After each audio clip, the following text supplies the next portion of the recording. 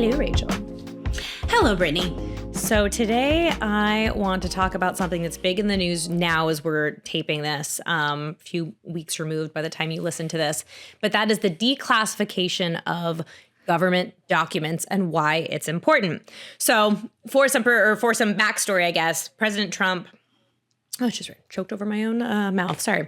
So President Trump recently declassified documents about the JFK assassination and the Martin Luther King assassination that had been classified since the 60s when they happened. So when you and we don't have that information yet. We should be getting it, I think, tomorrow.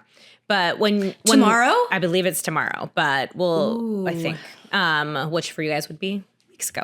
But so when the government classifies documents, what that means is it makes them secret. And so sometimes only some of the documents will be secret. So like you'll have these things released. This happened during 9/11, but then you'll have like chunks of like words blacked out because for some reason it is against America's best interest, whether that is security or whatever, for the people not to see it. And they can use that pretty liberally. So they can pretty much use that to their discretion. They can just say like, well, it's in the country's best interest. It's in the interest of the safety of the country. The people don't know this. Well, that's not great, right? Because as the people who really the government works for us, or they're supposed to, we have a right to know what's going on. There might be maybe some areas where they could probably justify that like, okay, well, we don't want to announce where our military is hiding in case, an enemy gets up. There might be some ways they can talk about this, but as far as just general information, we should be able to know this. And, on the podcast before we had the video, like years ago, we talked about, I think it was like true conspiracies, just some conspiracies that turned out to be true, and also why people are so inclined to believe conspiracy theories. I say conspiracies are not always conspiracies. Sometimes they are, or people hear the word conspiracy and they think that automatically means it's fake when it just means a secret plan. Yeah. I mean, a conspiracy is a bunch of people working together to do some plan. Conspire. Yes, which happens, they're working together. Happens all the time. Sometimes it's not a conspiracy theory, it's a conspiracy fact. Exactly, but people like to call you a conspiracy theorist if you question those things.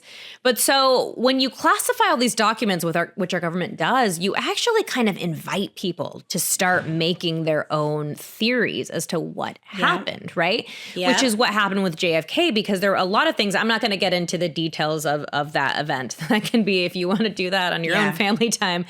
But basically, the stories of what happened in that event were very odd. And this was before people had like camera phones and the internet circulated information. And so it was very easy to keep information away from the people.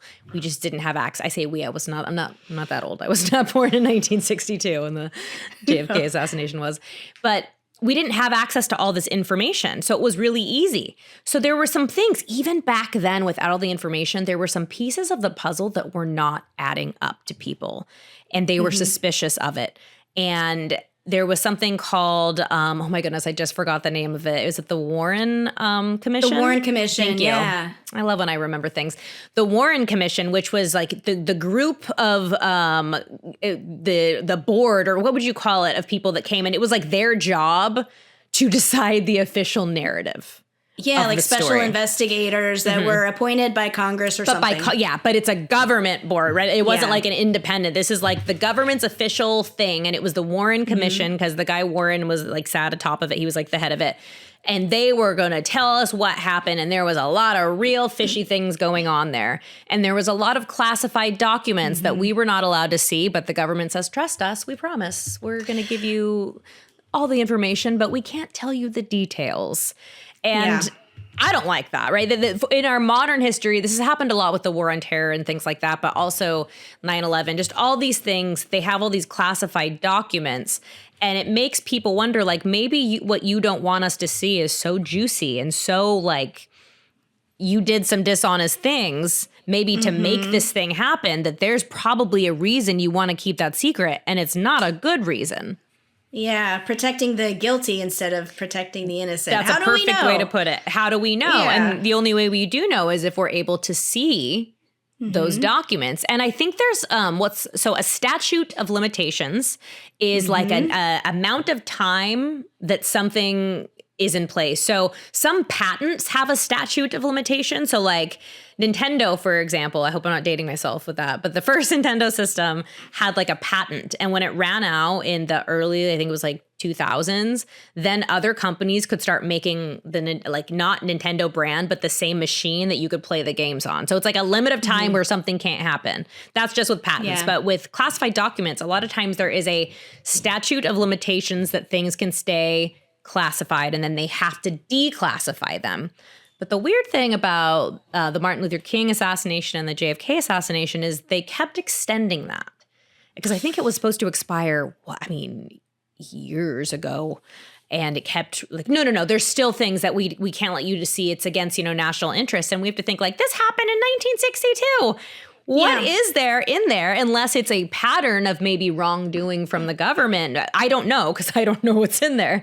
But and I don't think there's anybody that was involved that could be like prosecuted anymore. I think all of the people that were involved have passed on by now. So like, who are you protecting? That's interesting. Yeah.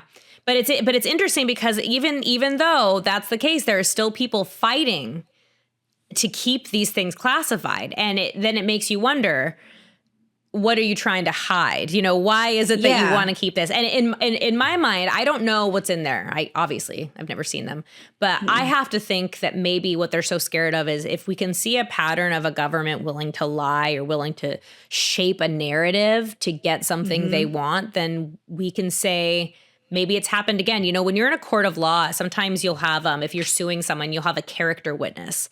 And what a character witness does is, even though they might not be involved with the crime, like say, Rachel, you stole something from me and I'm suing you for stealing something, and you have a character witness who goes on stand and basically is like, no, I've known Rachel forever and she has never stolen anything. In fact, one time I left something at her house and she returned it. So you build like a pattern of, okay, well, if Rachel hasn't stolen before, maybe she didn't steal this time. So it's kind of like that with these documents, right? If we can see that the government has a pattern of doing some pretty sketchy things, well, maybe we're going to start questioning more things and more things. And if I were the government, I would be a little bit nervous about that, right? Yeah. And the thing is, if the government was involved, and I think it's been admitted now that the CIA was involved in assassinating Kennedy for reasons, but I mean, if the government is doing those things and we're not allowed to know about it, then how do we reform the government to stop that from happening in the future? So, I mean, it was wrong then, but then nothing happened, nothing changed, nobody was punished. Well, except for the guy that they blamed, who that's a whole other story. We don't know. That's the whole problem. We don't know because we don't know. And we should be able to know. That's why, like, I guess if thinking like a criminal government agency, if I did want to get rid of someone in power and not have anyone come after me or reform my agency, I would look to have one guy, a lone gunman, be available to take all the blame. And so we don't want to get into the context of the actual, just in general of the importance of keeping the documents, just so we can keep on track there. There's so much that the government can get away with if the people aren't allowed to know the whole truth, or we're only allowed half truths, or we're only allowed these little snippets of things. And, with the assassination, again, we have this big Warren Commission, which was this, huge document of all the things that happened. If we can look back at that and say, okay, well, then why did they say that this happened when it didn't happen? There's a lot of implications, even though this did happen in 1962. And with Martin Luther King as well, there's some things we know happened there that we know that the government was wiretapping his phone, which back then, it's funny because that word feels foreign now. I don't know if we remember to wiretap someone's phone. Didn't you have to go in and actually put something in something? Now everything's so easy. I think it involved unscrewing a phone. And then putting a bug, not a cell phone, a phone that is on your wall or on your desk. Yeah. It was old school, as they say. Technology, all different. But they were listening in and they're not allowed to. And they're not allowed to. So things like that, things where we're finding out oh my goodness, things a lot of us already suspected, but declassifying these documents are very, very important because it's setting a standard of transparency in government, which we don't have. The government does not like operating above board where we can all see it. And there's a quote somewhere by someone, I'm sure, that says it better than I'm going to say it, but it's that, the good things happen in daylight. Good people don't operate in the dark. I'm sure you could say, I think there is like a pretty poetic quote like that, but that's basically, if somebody's going to do something bad, they're not going to do it. They're going to hide it from you. The quote that I think of is sunlight is the best disinfectant. I hear that. That's good.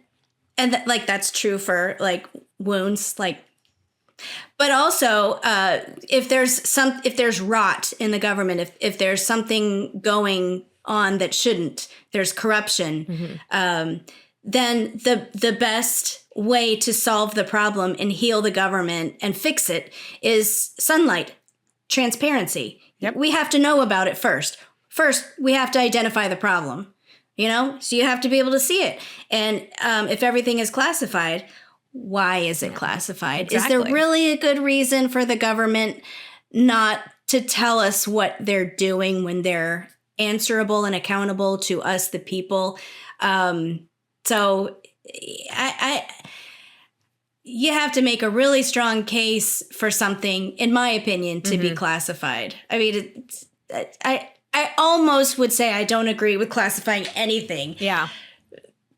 Except very, I guess keeping in very people limited. safe, like addresses or something like that. I'm sure there's a reason I'm not thinking of, but just to wrap it up, I don't know what's going to be in these declassified documents. It could be what I like to call a nothing burger, where it's just nothing. It could be you nothing. have to remember back then there was no electronic paper trail. So like if somebody threw away or shredded a piece of paper, that piece of paper is gone.